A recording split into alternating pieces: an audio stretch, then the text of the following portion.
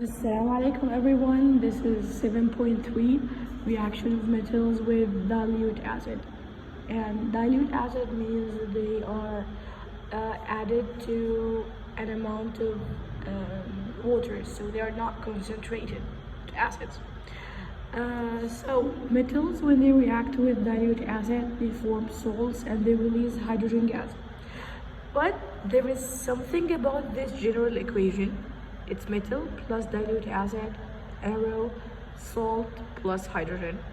It's actually, you should not write like 7.1 and 7.2. You just write the metal name and you write water or oxygen and it makes the same thing and it releases hydrogen. So it's easy to use the general equation.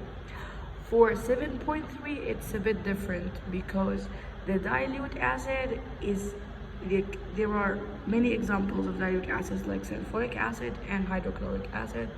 There's nitric acid and other acids. And the salt name is gonna be different every time.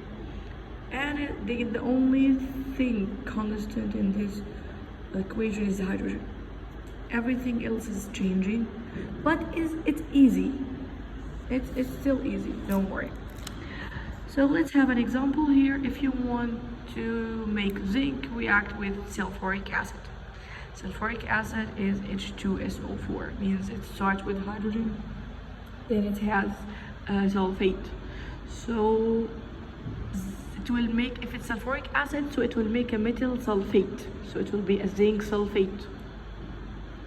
If it's any other metal that can react, it will be the metal name and sulfate. Like here, zinc plus sulfuric acid makes zinc sulfate.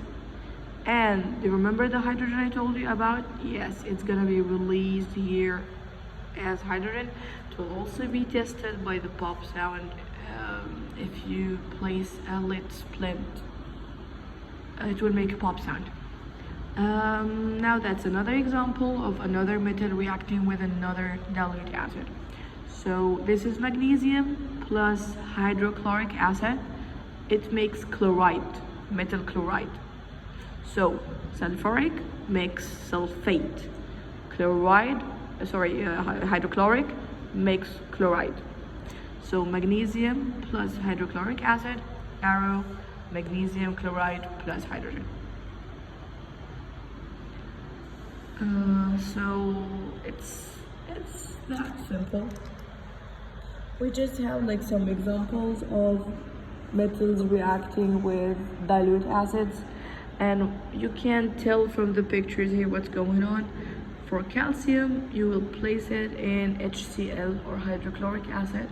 It will make calcium chloride and it will release hydrogen bubbles, and it's like vigorous bubbling over here. If you try it with the magnesium, it's from the picture, it's gonna release bubbles, but it will be like less vigorous bubbling. For zinc, you barely notice some bubbles, so it's slow bubbling. For copper, it's the best always. It's no bubbling, no reaction. It's so easy to solve. So here, if you have calcium reacts very vigorously and produce calcium chloride and hydrogen gas. Silver, no reaction. Silver, copper, and gold. Sodium reacts explosively.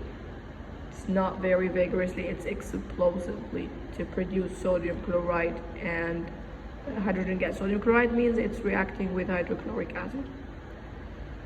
So sodium plus hydrochloric acid, arrow, sodium chloride plus hydrogen. Lead, it reacts very slowly when heated. Iron, it reacts moderately to produce iron chloride and hydrogen gas. It just shows you the reactivity series, and it's already here again. Same reactivity series, lesson 140, page 140. This is the reaction with dilute acid. For the potassium and for the sodium, they react violently to form salt and hydrogen. For the calcium, it reacts very vigorously to form salt and hydrogen. For the magnesium, it reacts vigorously, not very. So this is violently, then very vigorously, then vigorously. Reacts to form salt and hydrogen. Aluminum, zinc, and iron over here, they react moderately to form salt and hydrogen. Lead reacts very slowly when heated to form salt and hydrogen, so you can barely like see any bubbles or like notice that there is any change in the probability, but there is, it's just very slow. Now the best part, copper, silver, and gold, there is no reaction.